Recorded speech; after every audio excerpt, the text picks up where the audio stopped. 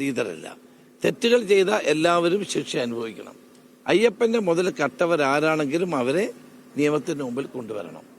അത് ഒരു സംശയവുമില്ലാത്ത കാര്യമാണ്.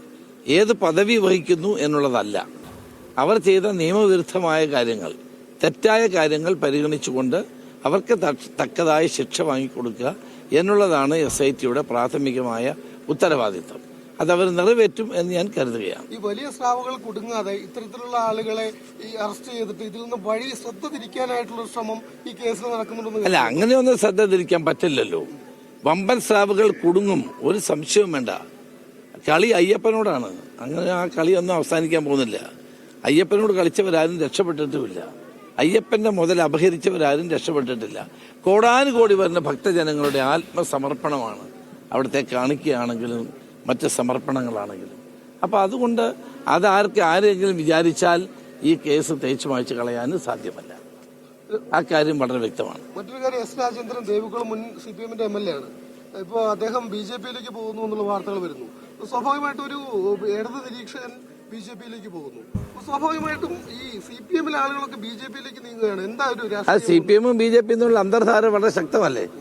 ഓരോ ആളുകളുമായിട്ട് എനിക്ക് തോന്നുന്നു അവര് അങ്ങോട്ട് അയക്കുകയാണെന്നാണ് എനിക്ക് തോന്നുന്നത്.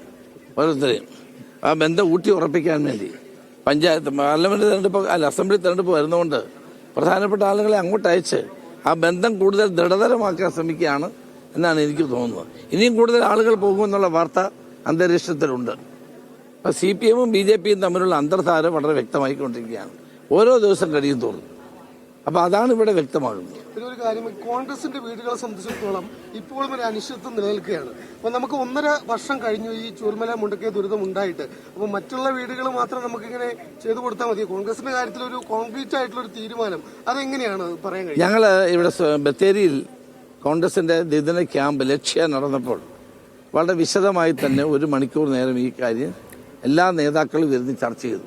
KPC പ്രസിഡന്റ്, പ്രതിപക്ഷ നേതാവ്, അതോടൊപ്പം തന്നെ AICC ജനറൽ സെക്രട്ടറി, ഇവിടുത്തെ സിദ്ദിഖും IC ബാലകൃഷ്ണനും ഞാനും അടക്കം ഞങ്ങളെല്ലാവരും ചർച്ച ചെയ്തതാണ്. ചർച്ച ചെയ്ത് അനുയോജ്യമായ സ്ഥലം കണ്ടെത്താൻ തീരുമാനിച്ചു. അപ്പോൾ സിദ്ദിഖ് എന്നോടിപ്പോൾ പറഞ്ഞത് ചൊവ്വാഴ്ചയോ ബുധനാഴ്ചയോ സ്ഥലത്തിന്റെ ആദ്യ ഘട്ട രജിസ്ട്രേഷൻ പൂർത്തിയായി കഴിഞ്ഞാൽ പെട്ടെന്ന് തന്നെ നിർമ്മാണ പ്രവർത്തനത്തിലേക്ക് പോകാൻ വേണ്ടിയിട്ടുള്ള നടപടികൾ ആരംഭിക്കും. അപ്പോൾ വൈകാതെ വീടുകൾ വെച്ചു കൊടുക്കാനുള്ള നടപടിയാണ് ഉണ്ടാകുന്നത്.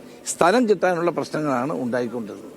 അപ്പോൾ എല്ലാവർക്കും ആ പ്രശ്നം ഉണ്ടായി, സർക്കാരിനും ആ പ്രശ്നം ഉണ്ടായി, പല ആളുകൾക്കും ആ പ്രശ്നം ഉണ്ടായി. പക്ഷെ ഏതായാലും അത് ഒരു അന്തിമഘട്ടത്തിലാണ്. ചൊവ്വാഴ്ച ബുധനാഴ്ചയോടുകൂടി സ്ഥലം രജിസ്റ്റർ ചെയ്യാൻ കഴിയുമെന്നാണ് വിശ്വാസം. വേറൊരു കാര്യം കൂടി, ഇപ്പോൾ AK ബാലന്റെ ഒരു പ്രസ്താവന ഉണ്ടായിരുന്നല്ലോ. അതായത് ഈ ഒരു പ്രീണന രാഷ്ട്രീയം തള്ളി പറയാനായിട്ട് പിണറായി ഇതുവരെ തയ്യാറായിട്ടില്ല.